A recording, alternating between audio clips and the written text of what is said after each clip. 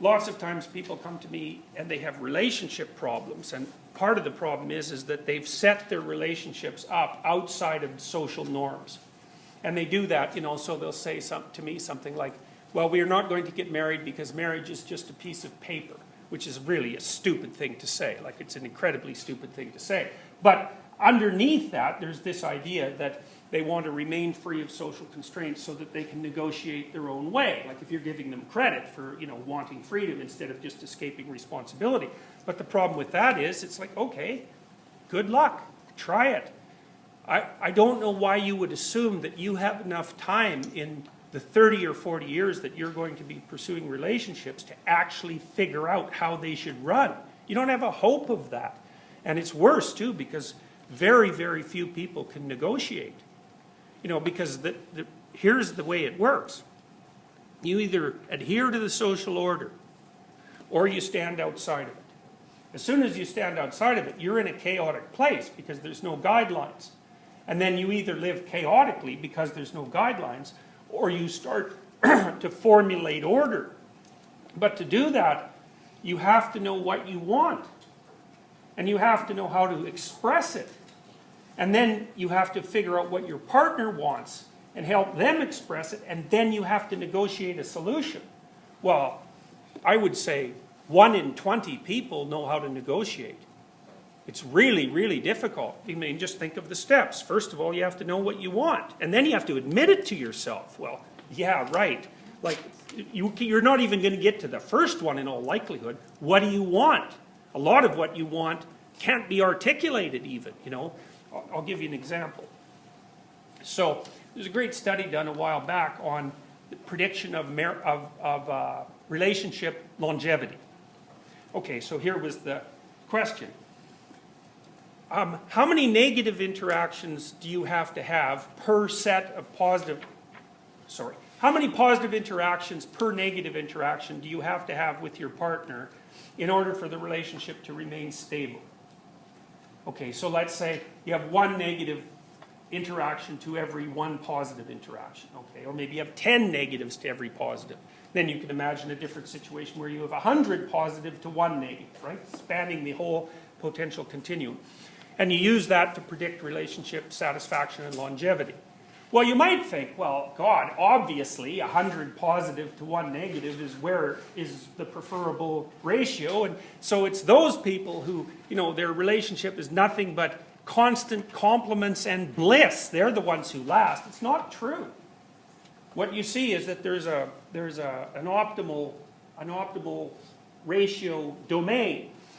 If it falls below 5 to 1 positive to negative, then your relationship falls apart. It's too negative. And it's partly because people feel negative emotion more than they feel positive emotion. Because you can be hurt more than you can be pleased. And so one that's only 5 to 1 is too punishing, and people won't stay in it. But if you get above 11 to 1, it gets not punishing enough. And you think, well, what does that mean exactly? Well, what do you want in a relationship? Well, you think, bliss. It's like, that isn't what you want, as it turns out. It's more like you want someone to contend with. You don't want to push over. You don't want everything just to be easy. And this is the sort of phenomenon that Kierkegaard was talking about when he talked about deciding to make things more difficult for people because that's what they need. You know this perfectly well, because if you go out with someone and they worship you and they dote on your every word and there's nothing but positive feedback coming from them, you lose respect for them almost instantly, and you go wander off and find someone who's more interesting. And part of the reason for that, I think, is that you want the person that you're with to challenge you, so that not only do you do reasonably well day together, so that you can coexist in the same space with a reasonable amount of peace, but you also want there to be enough tension in the relationship so that you're both involved in a process of mutual transformation. Well, try specifying that in an articulated way. Good luck. And it also explains strange things about people, like the fact that they'll stay in pretty negative relationships. Like, what the hell are you doing there? If you'd articulated it 2 years ago and you said, well, I want to be with someone I'm miserable with half the time, of course, you're never going to say that, but it could easily be that that's what you're after. So, Well, so, all right. Now, Heidegger is another philosopher who was attempting in some sense to solve the problems that were laid out by Nietzsche and Dostoevsky. And the way that Heidegger began to resolve them was by taking a radically new look at philosophy itself. And he was one of the prime phenomenologists. And I told you a while back that the phenomenologists decided to reconstitute Western philosophy so that it was focusing on being instead of knowledge. And so the hardest thing to grasp about the phenomenologists is what exactly they meant by being. And so I'll give you an overview of that. So that's where the term Dasein comes from, and that's a German term, and it means being there. And so right now you're encapsulated in a Dasein, and the Dasein is the totality of your experience. And that experience would be an experience of the extended world, the natural world, and then the social world, and then inside that, the world of your subjective experience. And that constitutes being. And the phenomenologists make the case, they're not playing the subject-object game. They're standing outside of the division between subject and object that's part of the scientific worldview. So it's a real paradigm shift in that you can't use the rules from the old way of looking at things inside the new way of looking at things. You have to start with new presuppositions. So we might say, well, one of the things that you're going to do if you look at things phenomenologically is to assume that everything that you experience is real. So then we would say that there's no attempt in a phenomenological world to reduce pain to something material. Pain stands itself as a phenomena. So does anxiety, so does joy.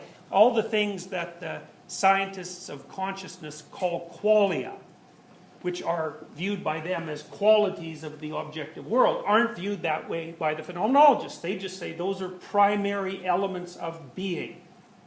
So it's a very interesting way of looking at things because it kind of allows you to reclaim the validity of your own experience. You can no longer say, well, that's only subjective.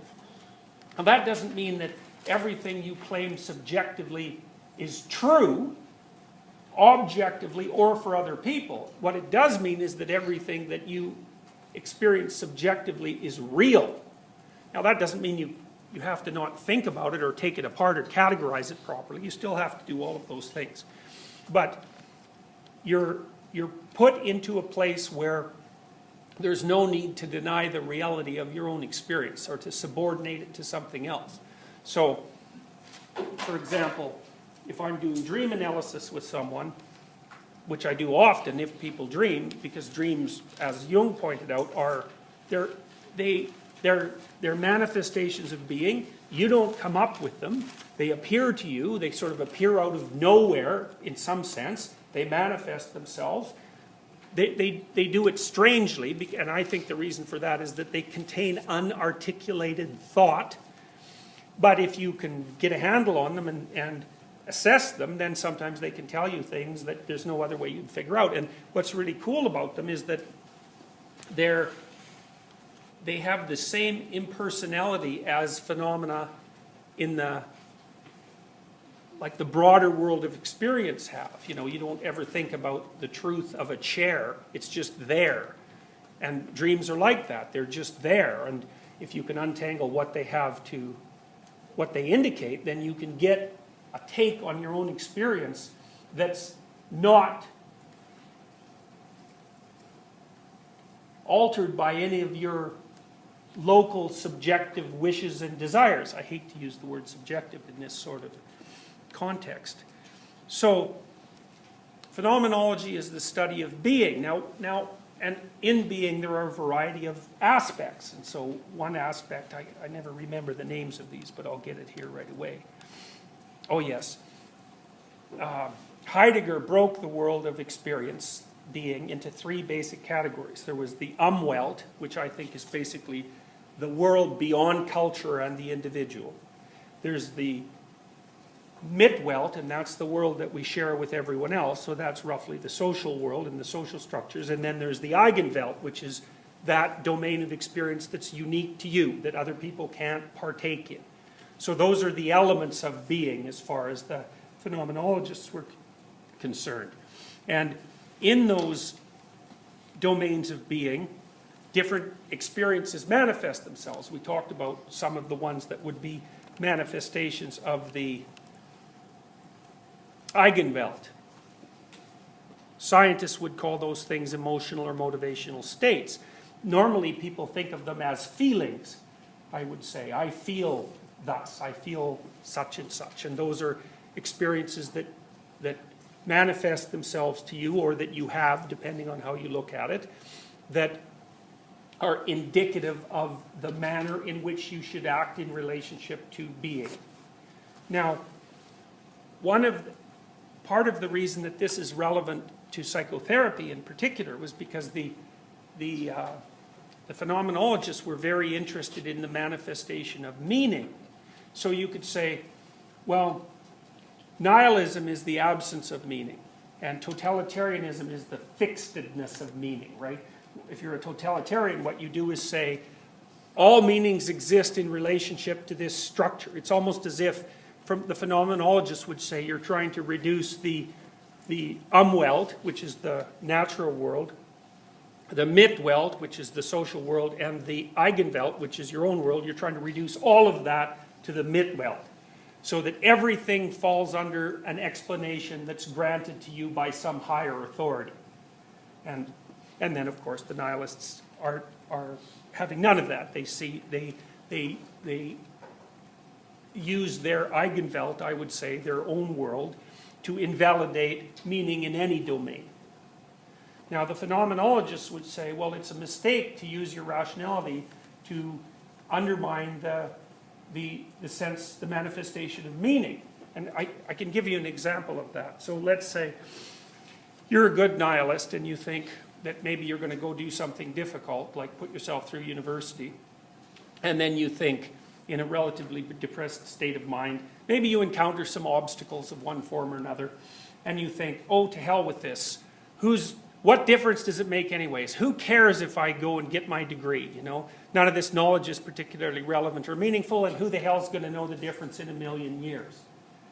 And so you think, well, that's a perfectly rational dismissal, because who is going to know in a million years? Or let's say, well, even if you could make a case that someone might know, there might be some effects left of you in a million years, then we'll just multiply it by 100,000 and go to 1 trillion years. So here you are, you're this little tiny speck on a slightly bigger speck in the middle of a galaxy that has, God only knows how many billion stars, and then there's 1 billion of those galaxies, although there's way more than that, and they're spread across this tremendous expanse of time.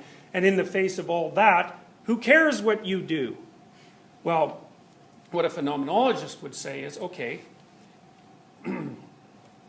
let's look at how meaning manifests itself when you alter your own private world in a variety of manners. So let's say you're trying to do something. Maybe you're working as a volunteer in a hospital helping sick kids. You know, you're reading to them so that they're distracted from their pain. And you say, well, in 1 trillion years, who's going to know the difference? And so you think, well, it's meaningless to do this. And the phenomenologist would say, if the frame of reference that you're using, like if you're transforming the way your being manifests itself so that it becomes meaningless and absurd, then you should try experiencing it in a different manner. So because a rationalist, in some sense, the phenomenologists say, a rationalist can't deal with the argument, what difference is it going to make in 1 trillion years, and here you are, a little dust speck among all these other dust specks. It's ultimately meaningless. A phenomenologist would say, maximize the meaning. That's the marker of truth.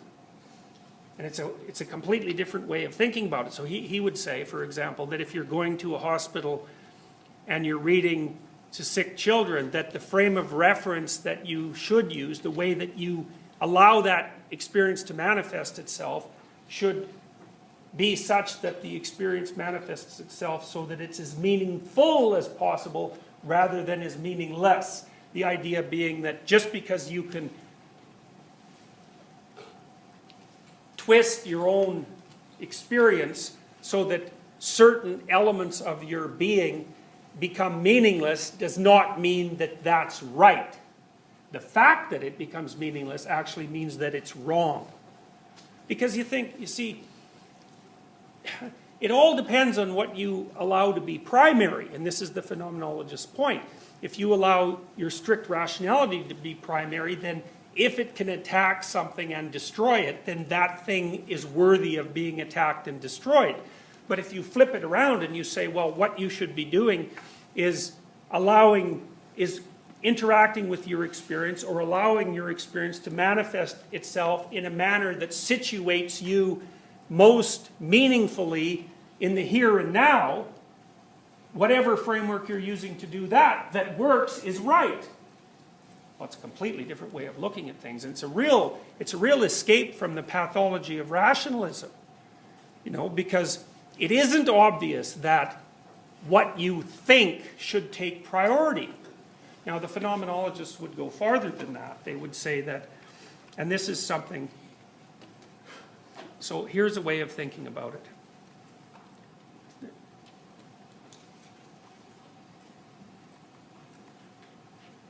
So Binswanger said, what we perceive are first and foremost, Binswanger was a psychiatrist who was very much influenced, Binswanger and Boss were the people we're going to talk about mostly, were very much influenced by Heideggerian ideas. They say, what we perceive are first and foremost not impressions of taste, tone, smell, or touch, not even things or objects, but meanings. Okay, so the idea for the phenomenologists is that what being is made out of is meaning. It isn't that the objective world is made out of things, it's that being is made out of meaning. Now, some of those meanings can be positive, and some of them can be negative, and some of them can be neutral. But the fundamental constituent elements of being, the fundamental constituent element of being is meaning. And then there is an argument between Binswanger and Boss about how that meaning manifests itself. So Binswanger would say that you endow meaning on the world. So that's kind of a Nietzschean idea, that you create your own values. So that you have within you something he called an a priori ontological structure. It's a world design or a matrix of meaning that determines how the world manifests itself to you. Now, the easiest way to think about that is that, you're thrown into a particular time and place. That's another existentialist idea, and that's part of the absurdity of your life, is that you're here, now, in this particular context and situation. It's something you have to contend with. And that's true for everyone. There are arbitrary preconditions to everyone's being. And one of those arbitrary preconditions is the structure through which you look at the world. And that structure enables some things to be highlighted and some things to be ignored. And so the way that meaning manifests itself is a reflection of this a priori ontological structure, the a priori mode of being. So there can't be being, which is, say, your experience for the sake of our argument, without the structure that consists of you, that you consist of. And so that's a given. And it's the action of that structure that determines the meaning of things.